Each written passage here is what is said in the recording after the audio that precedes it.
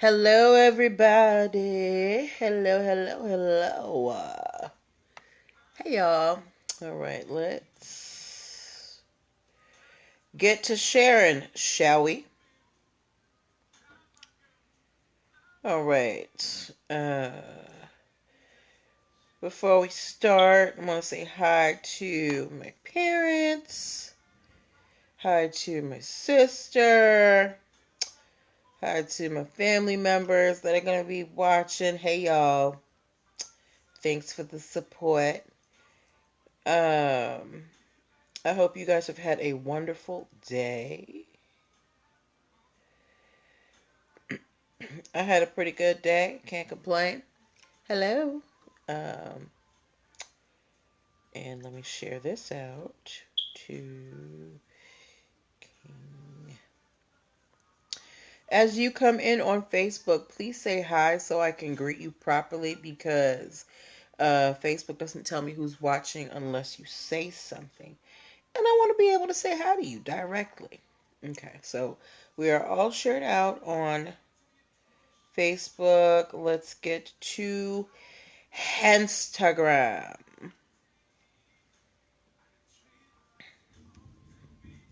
Ooh, we about to get some rain, which we desperately need because it has been a searing desert out here. Y'all hear the thunder?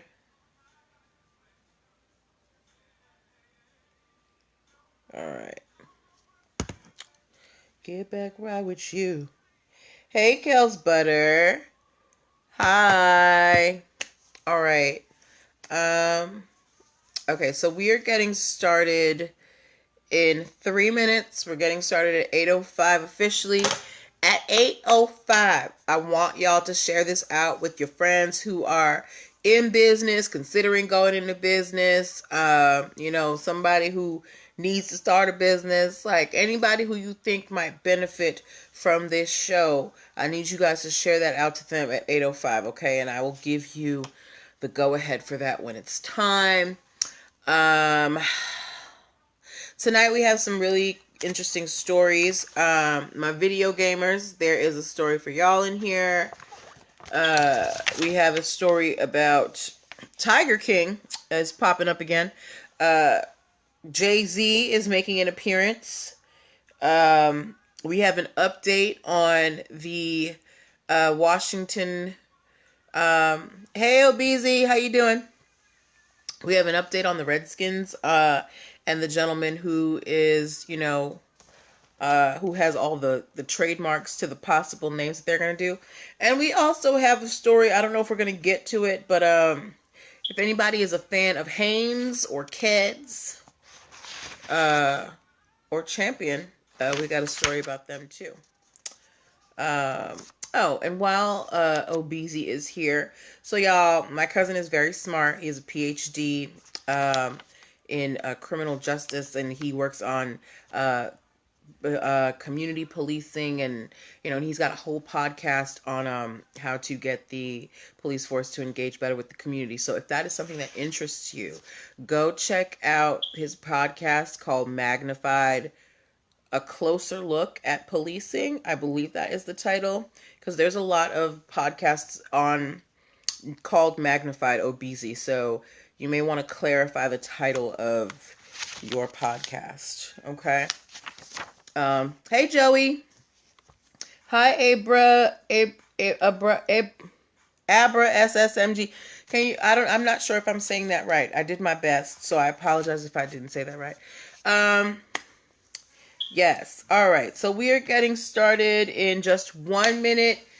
And my sister is in here, y'all. So y'all know Goya done messed up, and my sister, she is a beast in the kitchen, and she has launched her own spice company called Of the Season Spices. So go check oftheseasonspices.com. She's got adobo up there, sazon. She's got a spice curry mix, vegan chicken bouillon seasoning. She got what you need. Okay. Hey, Nessie time. All right, we're getting started soon.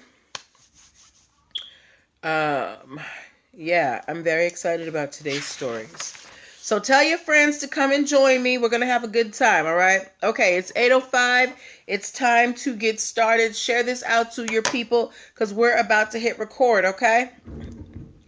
Y'all heard the thunder? Okay.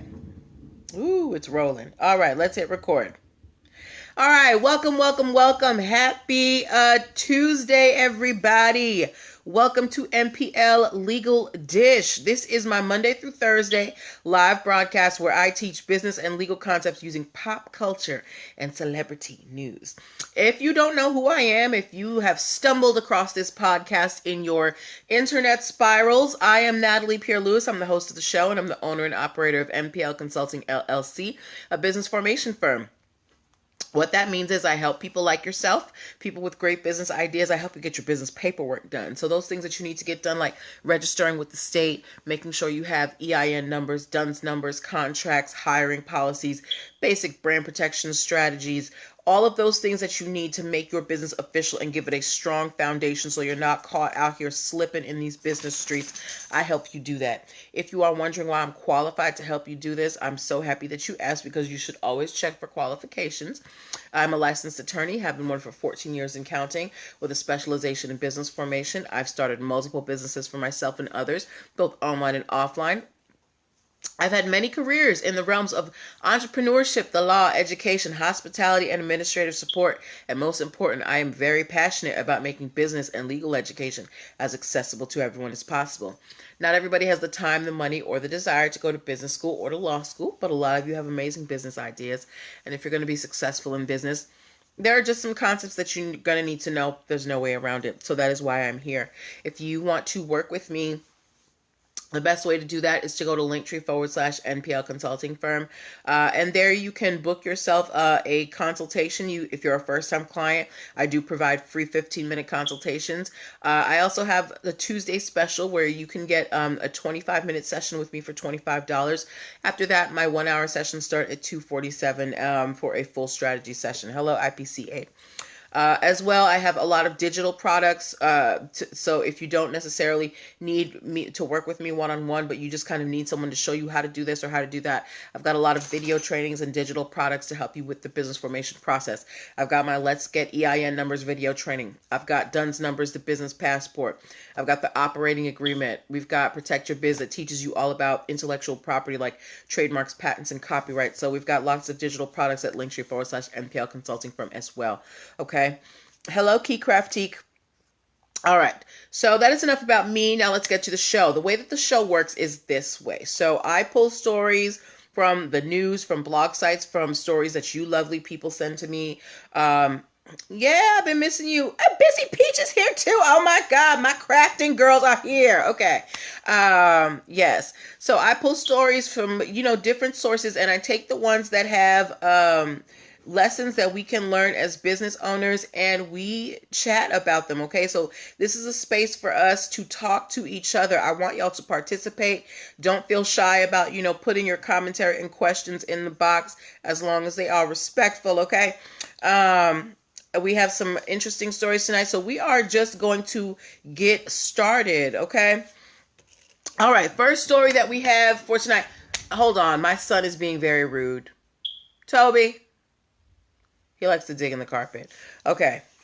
All right. So first story that we have tonight. My gamers out here. Hey, Margaret. Welcome. Excuse me. Hey, Margaret. Okay. My video gamers. If you are hey, April Nicole. If you play video games, please give me a video game controller emoji. My video gamers. This first story is for you. And in particular, if you have ever played the NBA 2K19 basketball game, give me a basketball emoji. So if you play video games, give me the video game controller emoji. And if you have played the NBA 2K19 basketball game, please give me a basketball emoji. Keycraftique is a gamer, okay? All right. Anybody else a gamer? That's okay, because we're not necessarily focusing on the games today. All right. So the reason why I'm asking you guys about this game, so I'm going to bring it back a little bit. If you have heard of Fortnite, please give me an F in the comments, right?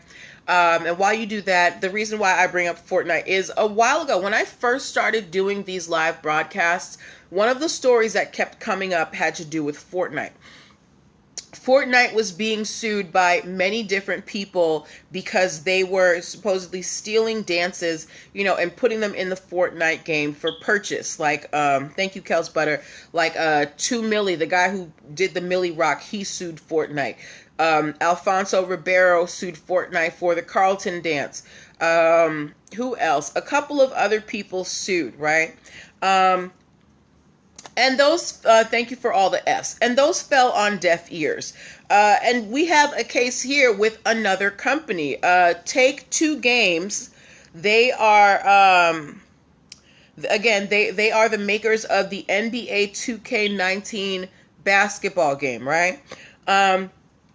Apparently in this game, you can purchase, you can do microtransactions. And like when your player scores, you can make them do different dances, right? So one of the dances that they put in this game was called the Make 2 Dance Stride. So I'm going to ask one more time. Has anybody here played NBA 2K19, the basketball game? Okay. Because in that game, you can purchase the Make 2 Dance Stride, right? Here's the problem. There is a rapper out of Atlanta by the name of Brandon Sims. And he is saying that Take-Two Games, the people who made NBA 2K19, that they have engaged in copyright infringement and they have stolen his dance and put it in this video game. The dance is about an 8-second movement. He has sent correspondence to them. He has asked them to, give him his cut of, hi Cooks Yolanda, give him his cut of the, the video game profits or whatever. And Take-Two Games is like, girl, nah.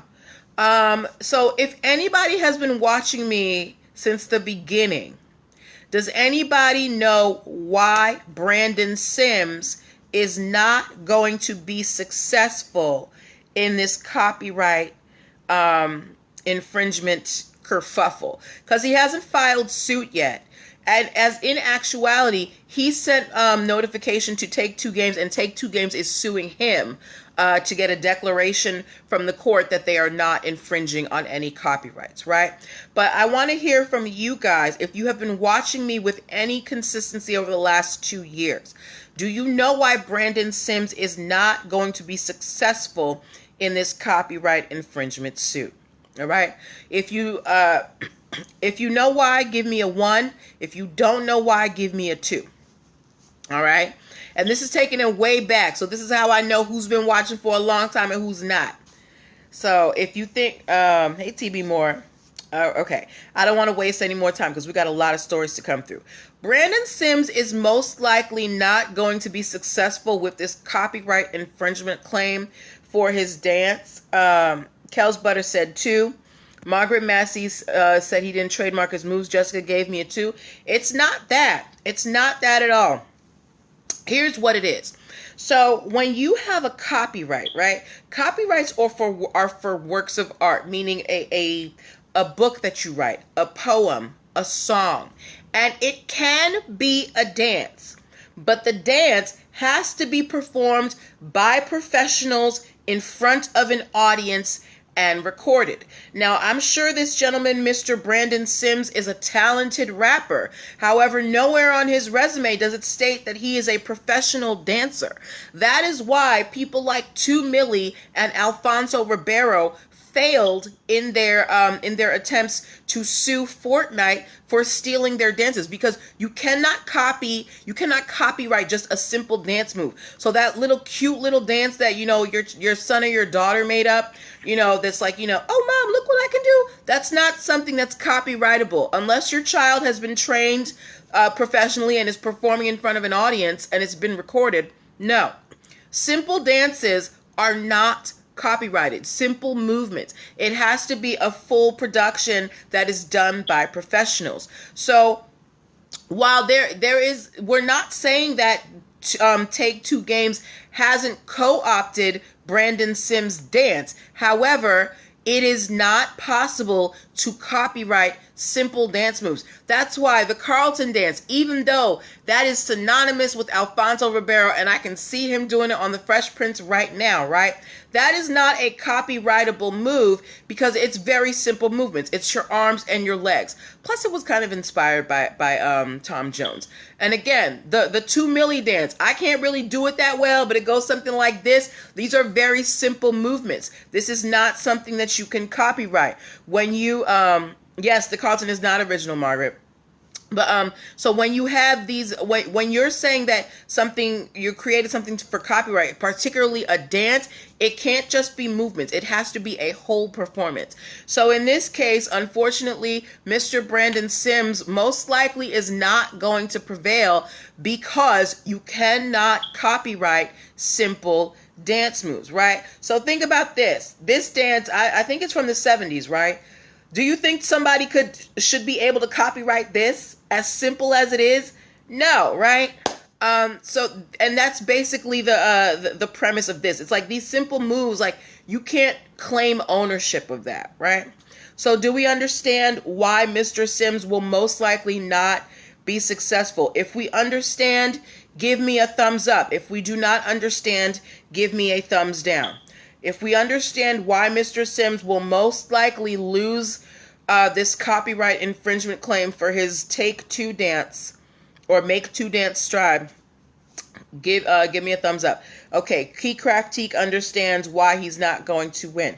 Anybody else understand? Do I need to go over this for anybody else? Kel's Butter understands as well. If we get one, okay, I got one over here. Jessica understands. Obese okay, so Nessie understands. So most of y'all understand why, all right? Okay, so we can move forward. So just, the lesson to be learned here is that little dance your baby made, you can't copyright it. Make sure it's a full performance and your baby is like a trained dancer from Alvin Ailey or something. Okay, thank you for the thumbs up, Busy Peach. Moving on to, thank you, Margaret Massey, for the thumbs up. Oh, I got all thumbs up. Y'all understand? Woo, I did my job. Hallelujah. Okay. Next story that we are talking about. Tiger King fans, if you watched Tiger King, give me a tiger emoji. If you watched Tiger King with Joe Exotic and Carol Baskins. Oh, hold on. Jessica has a question. Yes, Jessica, please let me know your question, and we're going to move on to Tiger King after that. But you guys can still put in your tiger emojis if you watched Tiger King. We want to wait for Jessica's question as she comes in. Thank you, AP Jackson, for the tiger. Thank you, Busy Peach, for the tiger. Okay.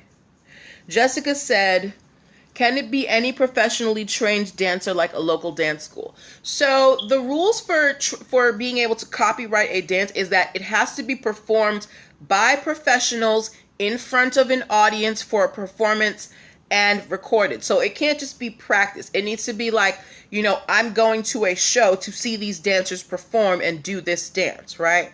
So it's not just practice. It has to be like a full out performance. So like so here I'm in the DMV area, the Kennedy Center, prior to COVID, they had concerts every day and some of them were dance performances. Those particular performances are copyrightable because they are performed in front of an audience by professionals. Okay. So does that answer your question, Jessica? All right.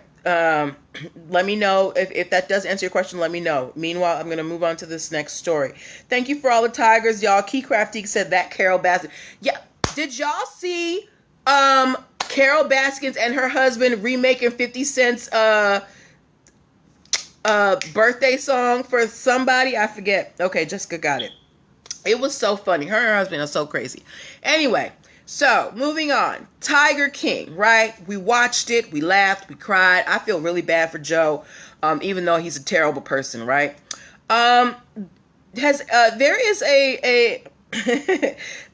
a publication called Hollywood Weekly Mag that is suing Netflix over the use of the term Tiger King.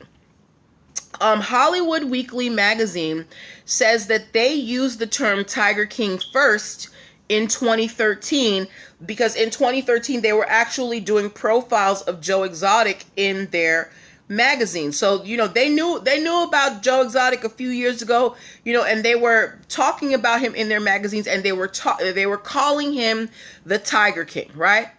Here's the problem. They never had a registered trademark for the term Tiger King. But now they're trying to sue Netflix and CBS for trademark infringement over the term Tiger King, and they are just now trying to file a trademark application for the term Tiger King. They actually just filed an application on July 2nd of 2020. Hollywood Weekly magazine filed a trademark application for the term Tiger King, right? Reading up on this magazine, it seems like they are late to the party for everything, because they don't even have their magazine name trademark. They have been in business since 2001, but they only trademarked their magazine name in 2017. So now they're going after Netflix and saying, hold up. We use the term Tiger King first, run us our money. So I want to know from you people, as a very informed audience, as an intelligent audience, do you think that Hollywood Weekly magazine has a case here? Because they were doing features of Joe Exotic in their magazine in 2013. No, they don't have a legally registered trademark, but they use the term first, right? Netflix, Netflix is about their paper. They got their trademarks together, and they're going about their business with Tiger King. Busy Peach said, nope. And I agree with you. Hollywood Weekly, girl, what are you doing? Where have you been? Why are you waiting till now, after this documentary was successful, to come after Netflix? I'm sure you knew they were coming out with it first, right? Jessica Whitfield said, no, they failed to protect their business and their content. Everybody is saying, no, Hollywood Weekly mag, you are out of luck. And I totally agree with you guys. As a publication, as you are a magazine, you deal in words. Your life is is your content. Why wouldn't you copyright that? Now, no one could have predicted that Tiger King was going to be as big as it was, but we just had a convergence of things. It was COVID. Everybody was home. It wasn't nothing to do but watch Tiger King, right? So maybe they didn't expect it to blow up so much, but it has. And now Hollywood Weekly is coming to Netflix with their hand out, talking about run us our money. And to them, I say, girl, where have you been? You've been in business since 2001. You only got your trademark for your business name in 2017. You were talking about Joe Exotic in 2013, and it's only now 7 years later, after a documentary blows him up, that you are filing this paperwork. Who is in control over at Hollywood Magazine? What are y'all doing? This is why you need to protect your work early and often, right? And the thing is, when you're a magazine and you're doing, exposés on people and you're calling them things, you might get it. You might have a copyright on the issue, but as far as I know, you don't get, copyrights or trademarks on the individual terms that you use in the magazine. That would just be an intellectual property nightmare. But I'm not well versed in how magazines work, but either way, it just seems very late and very lazy that Hollywood Weekly magazine is coming after Netflix after you talked about Tiger King 7 years ago. And it's only now because Netflix made him blow up that you're now saying, hold up, we came up with the term Tiger King first, right? So, Hollywood Weekly mag, you have an uphill battle against you. I don't think that you're going to win, and neither do the lovely people in the audience here. Good luck. All right. Okay, so before we move on to our next couple of stories for the evening, I want to remind you guys that you are watching NPL Legal Disc. This is my Monday through Thursday live broadcast where I teach business and legal concepts using pop culture and celebrity news. If you are in the startup phase of your business, or if you are considering starting a business and you need help, if you need a legal friend in your ear to be like, hey girl, this is what you need to do, this is the roadmap we need to take, I'm your girl. Go to linktr.ee/NPL Consulting Firm and book yourself a free 15-minute consultation. As well, if you would like to advertise your business on my show, I do sell 30-second spots starting at $9. You can also go to linktr.ee/NPL Consulting Firm. Scroll to the bottom, hit the advertise with us button, and get your spot. Okay? All right, moving on. Do we have any Jay-Z fans in the audience on tonight? If you are a Jay-Z fan, give me the blue cap emoji.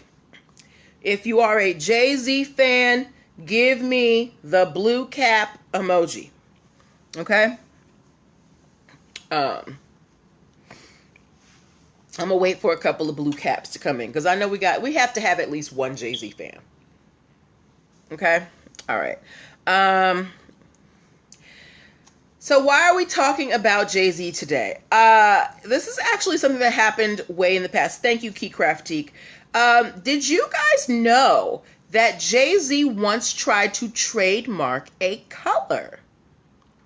Thank you for the caps. If you knew Jay-Z tried to trademark a color once, give me a 1. If you did not know that Jay-Z tried to trademark a color at one time, give me a 2. Okay? Because I'm going to tell you the story of how Jay-Z tried to trademark a color and lost. Jay-Z don't take many L's in life, from what I see, but this is one of the very few instances where something that he didn't work out. Okay, Jessica didn't know that he tried to trademark a color. All right, so a while ago, Jay-Z had a deal with, nobody knew he tried to trademark a color. So a while ago, Jay-Z had a deal with Chrysler.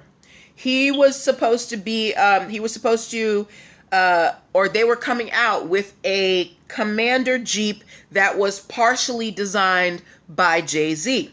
It was going to have buttercream leather seats. It was going to have a sound system that was preloaded with Jay-Z music. And the most important part, it was going to be a very specific shade of blue that they were calling Jay-Z blue, right?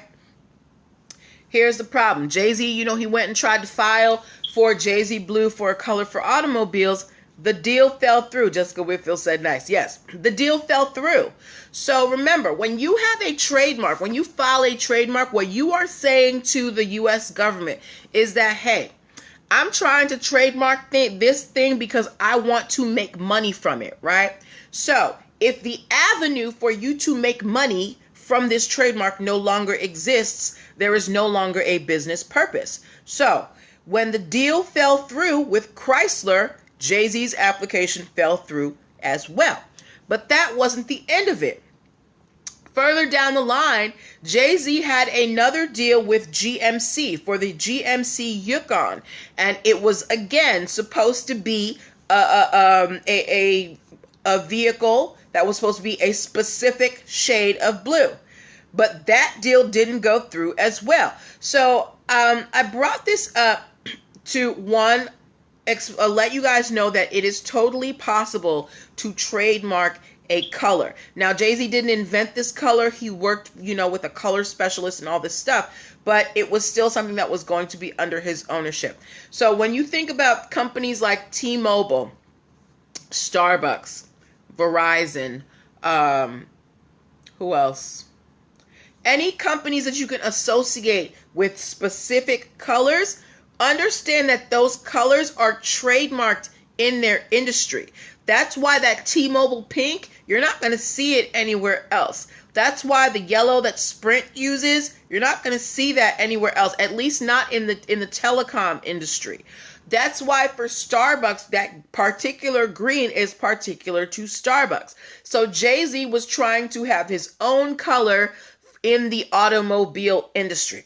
But the deals fell through, so the business purpose for this trademark was no longer available. So understand that when you file a trademark, you're not just filing for ownership. When you file a trademark, you are telling the government, I want to make money from this, right? So if you no longer have the avenue to make the money, the trademark, if you don't have it yet, that trademark might not go through unless you can find another way to use it. But I just wanted to let y'all know that Jay-Z did try to have his own color. And I suspect that this is partially why Blue Ivy is named what she is, because Jay-Z is partial to blue. And then I was reading something about the Ivy being the 4 and how they like the 4s. Whatever. Either way, Jay-Z tried to trademark his own shade of blue, but unfortunately he was not successful. Maybe down the road, Jay-Z's always making deals. Maybe he'll make a deal with another car company and he will be able to finally get this Jay-Z blue on the books. How many of y'all would want to have a car in a shade of Jay-Z blue? So for your next vehicle, if you would like a Jay-Z blue hued car, give me a 1. If you're like, nah, I'm good with the color car I got, give me a 2. If you would be interested in a Jay-Z blue car, give me a 1. If you don't really care, give me a 2. Okay? All right. And while you do that, we're going to move on to our title. Oh, y'all don't care. Keycraftique said Jessica gave me a 2. Keycraftique said my favorite color is blue, so it depends on what it looked like. Obeezy don't care either. Why do I think you were like a big Jay-Z fan, Obeezy? Okay. Hi, I'm God's Child 1983. Hello. Margaret Massey said she don't care about the color. Busy Peach said 2. Peach only. She's got her color and she's sticking to it. I like it, Busy Peach. All right. Okay. Moving on to our next story for the evening. So we have been talking about, again, you guys, my DMV people, please give me a DMV in the comments if you live in the DC, Maryland, Virginia area. So we have been talking about over the last few shows, there's been a kerfuffle, well, not a kerfuffle, but the Washington Redskins, they are finally changing the team name because, it's racist and it should have been changed in the beginning. But there has been this back and forth going on because there is a man in Virginia who has spent over $20,000 trademarking possible names for replacement names for the Washington football team, right? And we had updates. Apparently, this gentleman he's willing to give the trademarks to the current Redskins team for the free. He actually said in an article, I trademarked these names because I wanted to make it easier for the team to transition. He actually did not anticipate there being all of these problems, right? He has been trying to get in contact with the Redskins to let them know that they can have these trademarks for free, and he has not heard anything back. So I guess his name is Marvin McCauley. I guess he's getting a little impatient, and he has tacked on a requirement for the Redskins to have access to all of these trademarks that he has spent $20,000 acquiring. So Marvin McCauley has said, hey, Redskins, you can have these trademarks and you don't have to pay me. But what I want you to do is I want you to make donations to these nonprofits. He wants the Washington Redskins, if they use any of the names that he has trademarked as possible replacements, he wants them to make donations to the American Indian Graduate Center, the Defenders of the Wildlife, and the Wolf Conservation Center. So Mr. McCauley, he's while I think it's weird that he spent all this money to trademark all of these names that he was not going to use personally, I think it's really kind of cool that he's using this power because he owns all of this intellectual property. He might be able to get the football team to donate to causes that he really cares about. This is the power of owning intellectual property. You can get people to do things. You can get people to not do things. This man who has no connections to the Redskins, except for the fact that he is a fan who has invested his money in, quote unquote, protecting these names. He said, look, I was willing to give you these names for the free, but y'all are taking your sweet time. So now I'm tacking on a condition. You can have these names, but you're going to donate to these nonprofits because they need it. Right. So I just wanted to bring that up to let you know what the updates were for the DMV football team. We don't have a new name as of yet. I don't know what the holdup is. I'm sure it's a big decision. They've got to change all the uniforms, all of the letterhead, all of the logos, all of that stuff. So it's probably going to take some time. However, they might be able to cut through a lot of the red tape if they just take these trademarks that this man is giving to you.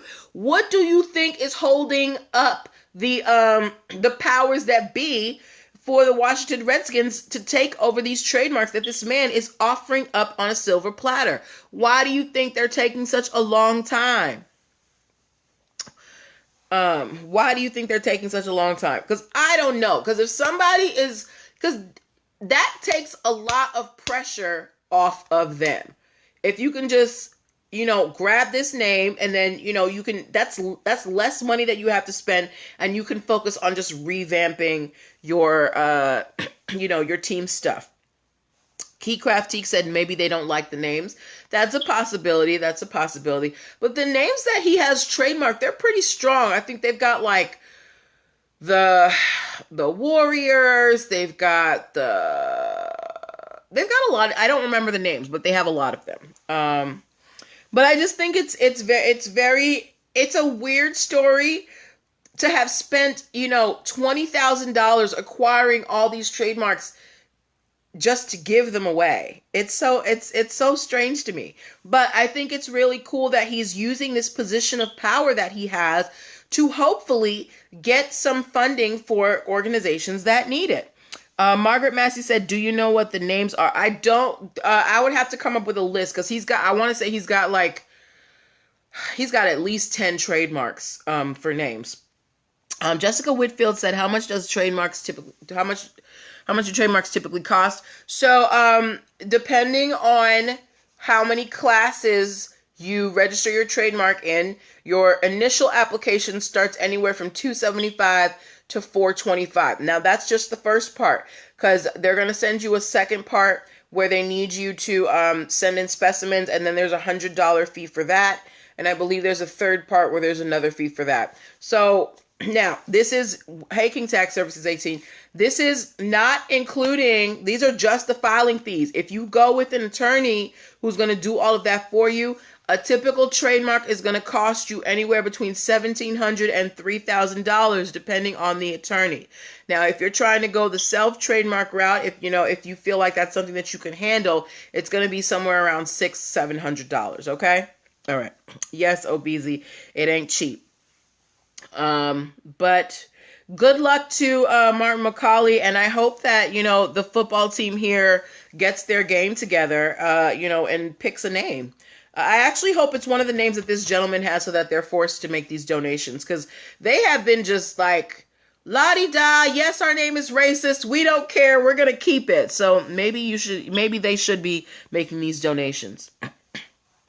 Oh, you didn't know? Okay. Margaret Massey said, do you have to have a reason for trademarking or know how it would be monetized? Yes, absolutely. So when you are trademarking something, the government asks you, hey, what are you using this trademark for? That's why you have to register your trademark in a class, right? So if I come up with a special type of hair tool, I would want to, I would want to trademark that in the hair tool class, right? Or whatever that class is called. And then after I file that application, the government is going to say, cool, show me how you're going to make money with it. So then I have to show them, here is what the tool looks like. Here is how it's used. Here's where the trademark is going to be. Or let's take something even simpler, like clothing. Let's say you're starting a clothing line, right? And you're trying to trademark the name of your clothing line. They're going to want to see a sample piece of clothing. One of the trademarks that I helped one of my clients secure, it was for a clothing line. She had the name of the line, and we had to develop, a mock-up shirt that had the potential trademark name on the inside and show how the shirts are going to look. So the government wants to know exactly how are you planning to use this trademark to make money? Where is this trademark going to show up on your item that you are selling or your service that you are selling? Okay. So that's how trademarks work. You have to have a plan in place to be making money from it. All right. Okay. So I hope that answered your question, Margaret. Please give me a thumbs up if that did answer your question.